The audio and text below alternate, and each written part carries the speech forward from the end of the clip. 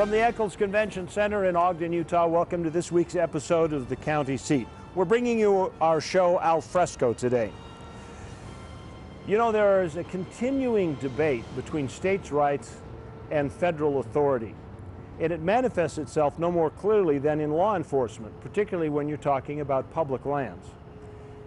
Agencies in land management have taken over law enforcement on those land agencies from county sheriffs. Now, according to the Constitution, the county sheriff is the ultimate legal authority in any county.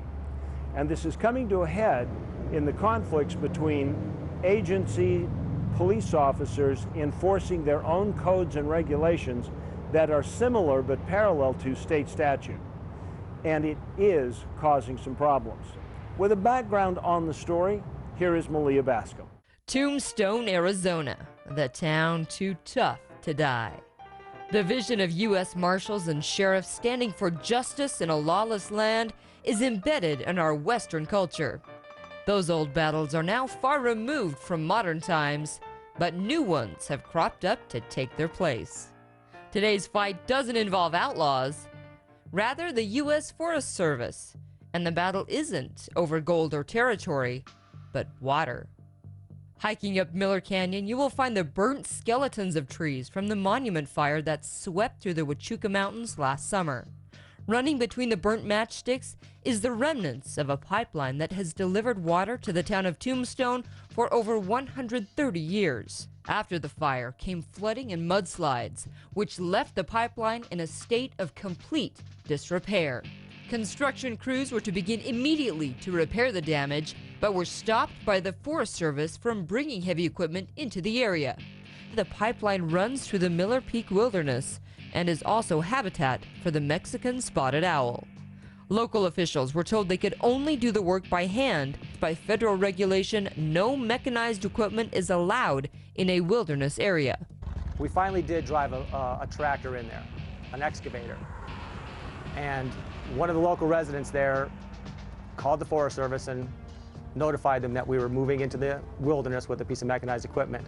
And they showed up in force. They came out with their law enforcement people, armed, in a large group, and basically told me that if I didn't remove and cease what I was doing, that we were going to be arrested and our equipment was going to be seized as evidence. Some sheriffs contend that the federal agents were overstepping their authority, usurping powers delegated only to the sheriff, and it's happening in places other than Arizona. I have seen a substantial push from federal law enforcement, land management agencies.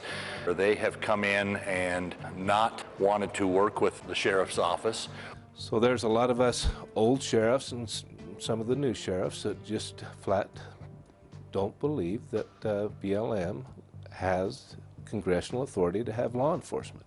The 10th Amendment of the Constitution specifically grants police power to the state, making the county sheriff's office the lead law enforcement agency within a county. The residents of that county elect the county sheriff, and it's the residents who authorize the power of the sheriff. When it comes to sheriffs and deputies, their responsibilities trump most other forms of law enforcement, including federal agents. Accountability becomes an important issue in these cases of federal agencies stepping over local law enforcement. The sheriff has to answer to the local citizenry come the next election. Outside agencies do not. I don't see that accountability at all with these federal land management law enforcement officers. Who are they accountable to? The bottom line is the sheriff is the elected official for the county.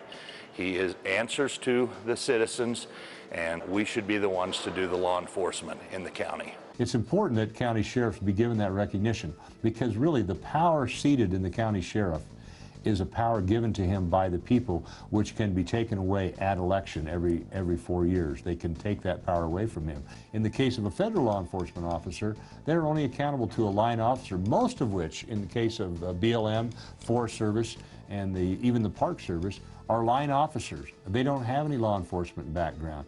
So you can see the opportunity there for mischief. The state passed legislation last year to clearly define the relationship between local sheriffs and federal officers or rangers.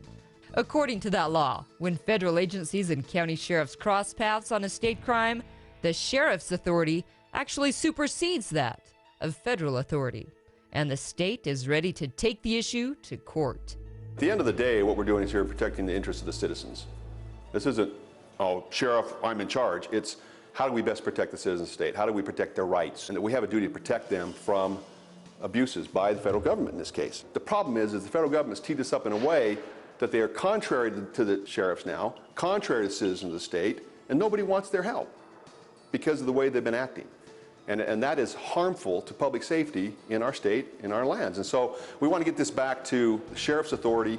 They do not have authority, the federal officers, to do what they are purporting to do. And if we have to take that to court, then we're going to take it to court. Arizona may have to take similar action if the town too tough to die is going to survive. For the county seat, I'm Malia Bascom.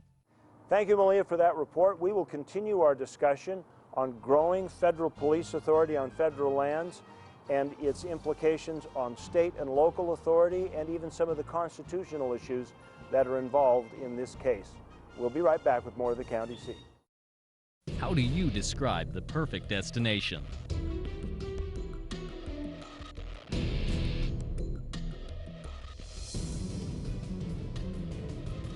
Join us June 25th through the 30th for the Fillmore ATV Jamboree. Come explore the county and the Paiute ATV Trail with 30 rides available with a range of terrain, scenery, geology, and history to explore.